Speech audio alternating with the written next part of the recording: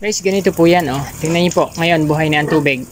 Pagka po nakababa yan, hindi may sahod na tumbler.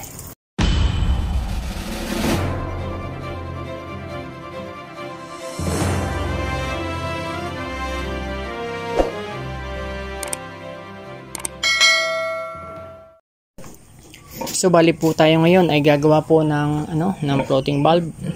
Lalagyan po natin ang lalagyan po natin ang linya ng tubig kasi minsan ay nakakalimutan ko po na buhay. Kaya ang gagawin natin ay pansamantala lagyan muna natin diyan kasi hahanap akong pagpapatungan. Tapos ito yung dulo ng hose na paglalabasan ng tubig. Atin pong ilalagay niyan dito. Yan. Pero bumili tayo ng ball bulb at saka itong reducer. Kasi kaya po ball bulb ang binili ko dito, may thread, yan. Dahil may thread po itong ating floating bulb. Siya po natin i-connect dito. Dahil may thread yan. Tapos ito naman po ay walang thread. Kaya bumili po ako dito ng itong ating ilalagay po natin, reducer po natin dito. Dahil may thread. Tapos ito, atin lamang pong ilalagay dito. Yan atin pong gagawain. So bali, ang pagkakabili po natin dito sa ating floating bulb ay yan, 285 po. 285. Pwede naman po na hindi kayo gumamit nito. Ang bibilihin nyo na lamang po ay coupling na GI. Ang coupling ay ite-thread nyo po dito kasi ito naman po ay tinatalaba ng thread kasi ito naman po ay malambot at PVC.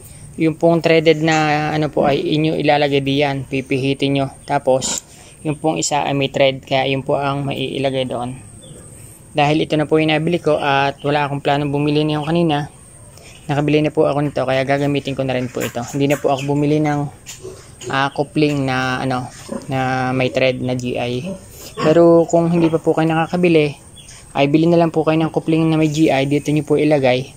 Tapos yun naman po ay may thread naman po yun. Kaya magkakaayos na po yun dyan. Guys, bali ganito nga po ang nangyari. Na mapagduktong po natin ito. Tsaka ito na i-connect natin. I-connect na rin po natin dito. Yan. Ito po. I-connect na natin. Tapos ito i-connect na natin doon. So bali pagka po ito ay nakababa na ganito. Nakabukas po yan din sa ilalim. Tingnan nyo po. Hindi pala kita ang butas kasi madilim.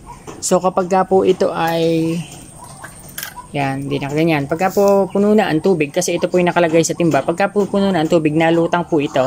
Once ito po ay lumutang, ito, kita nyo naman po ito nalubog. Ibig sabihin, pagka rin tumaas, lumutang dito, masasarduhan nito yung pong butas na ito, masasarduhan. Kasi, tingin po, pagka nakababa na ganyan, ibig sabihin pag walang tubig, baba, ibig sabihin tutulo ang tubig dito.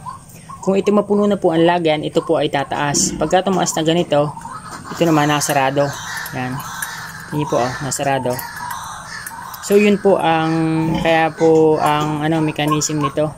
Kaya po pagka po ito ay puno na, automatic sarado na po yon.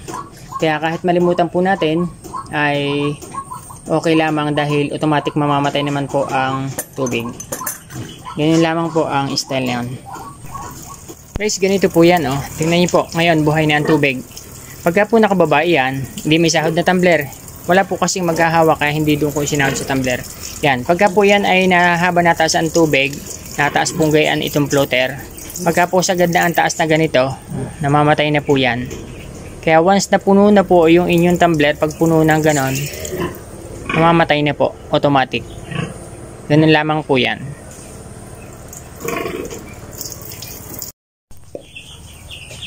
Yan guys, tingnan nyo po, babawasan po natin. Kukuha tayo ha, patay yan ha. Babawasan natin. Bawasan natin ng madami-dami.